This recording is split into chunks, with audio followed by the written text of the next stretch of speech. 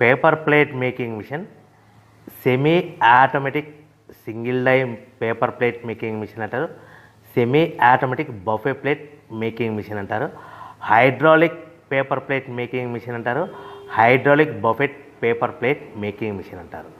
So మనం ఈ machine కొనుక్కున్న తర్వాత దీనికి వచ్చే 1 HP మోటార్ని మనం ఇంటి కరెంటు మీటర్ కాకుండా దీనికి సపరేట్గా commercial category to single phase metre తీసుకోవడం వలన భవిష్యత్తులో ఎలక్ట్రిసిటీ డిపార్ట్మెంట్ నుంచి మీకు ఎలాంటి ప్రాబ్లమ్స్ ఉండవని మంచి సలహా ఇస్తున్నాను, పాటించవలసిందిగా కోరుతున్నాను.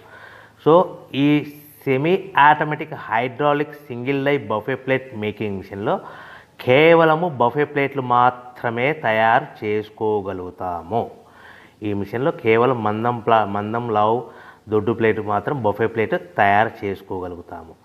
సో ఈ మిషన్లో ఎలాంటి టిఫిన్ ప్లేట్లని, డోనా కప్పులని, ప్రసాదం కప్పులని, స్నాక్స్ ప్లేట్స్ అని, టీ కప్పులని తయారు చేసుకోలేమని మీకు అందరికీ సలహా ఇస్తున్నాను.